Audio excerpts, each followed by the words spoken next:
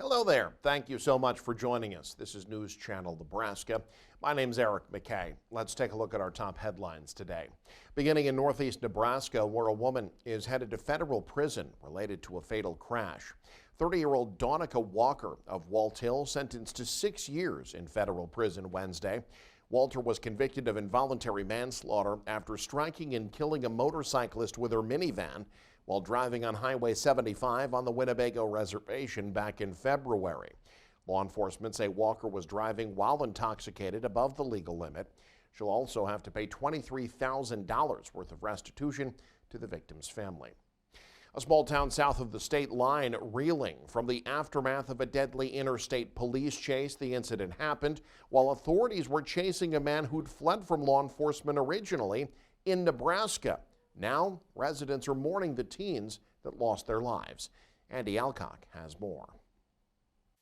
Cole Cunningham and twin sisters Aubrey and Lucy Yates were headed to a concert in Omaha early Sunday morning when a wrong-way driver started a fatal crash.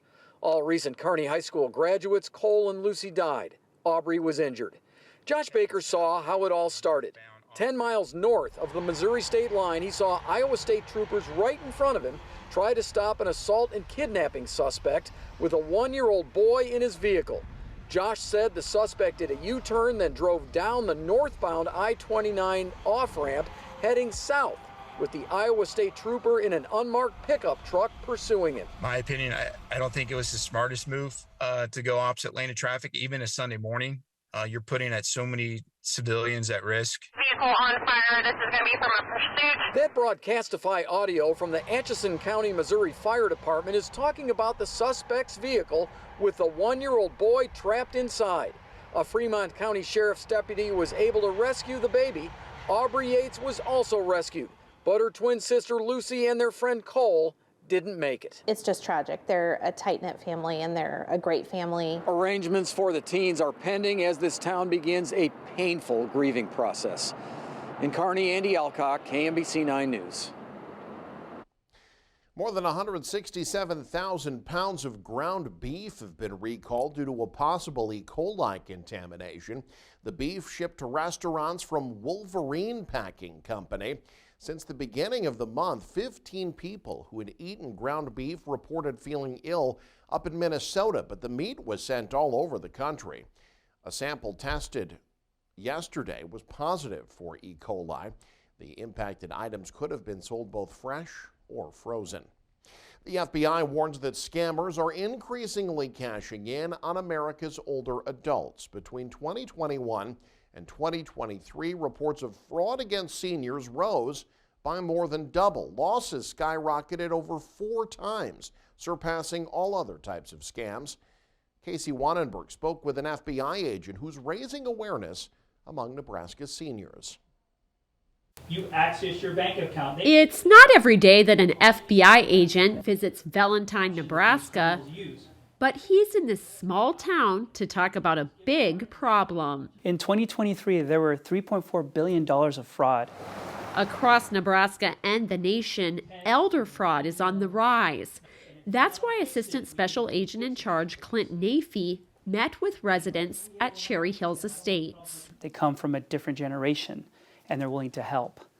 And so there's a variety of different scams that are taking place that target that specifically.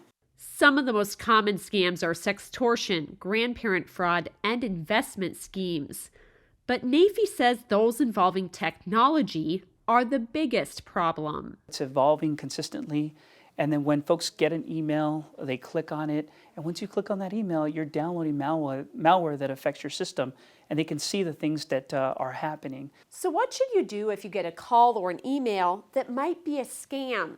The FBI says the first thing is to just take a pause. Take a beat, take a step back, think about the situation, don't rush into it. Nafee says scammers often create urgency to prevent you from seeking advice or evaluating the situation logically. They will reach out of the blue. You'll get a contact by instant message, email, phone call, somebody knocking at your door.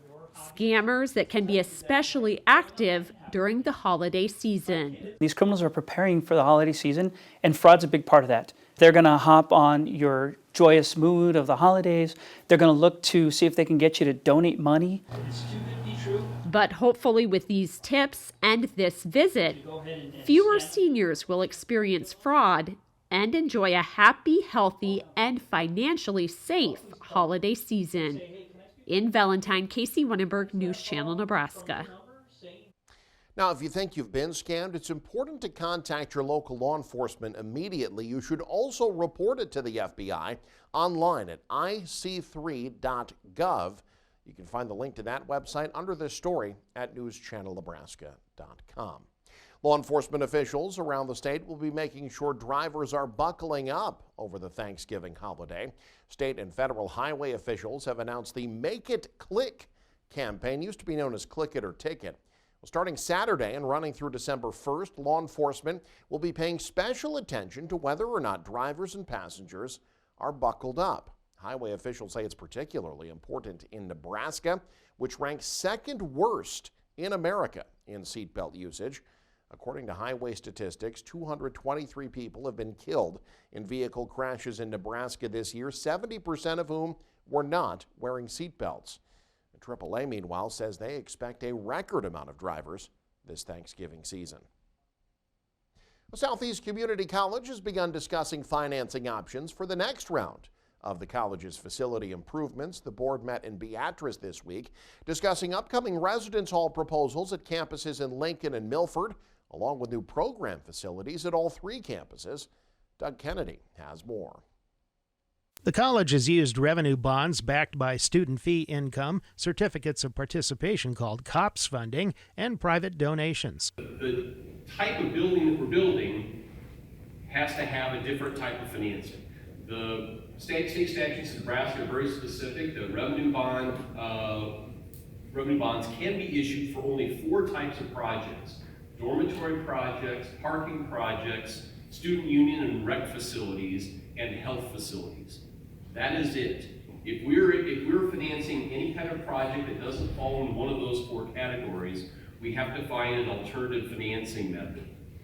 And that ends up being the COPS financing. COPS financing can be used for academic buildings not supported by fee revenue, secured by part of the college's 2-cent capital construction levy. SEC currently has 3 revenue bond issues backed by fees and 2 financed by COPS funding, a grand total of about $132 million. As enrollment has grown, so has student fee revenue. College enrollment this fall is up about 10% over 1 year ago. Milford campus enrollment has grown 50% over 5 years. SEC dorms are full, and there is a waiting list. Southeast currently uses just over a half cent of the college's 2-cent capital levy to help finance projects. Growing property valuation across the school's 15-county service area has also expanded the college's capacity for bond financing. From Beatrice, Doug Kennedy, News Channel, Nebraska. The Norfolk Parade of Trees was an idea originally organized by the local Ladies Guild. It's been reintroduced, though, a few years back on the campus of Northeast Community College. As the Festival of Trees, it's now become a hit. The event has several businesses involved to help bring residents some early Christmas spirit. So we approached probably about 25 businesses or organizations, and each of them that chose to participate paid us money to have a tree here, and then they could put up and decorate their tree however they chose. Each of the trees have a box in front of it, and that's the voting box. So you'll get a ticket, and you can drop your ticket in the box for the favorite tree of yours. Viewing the Parade of Trees free of charge, guests encouraged to cast a vote for their favorite tree. The Parade of Trees will be on display through November 27th.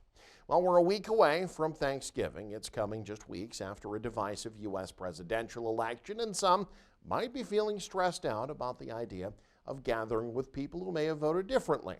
Well, Mandy Gaither has some tips from a psychiatrist on how to stop politics from ruining your holiday.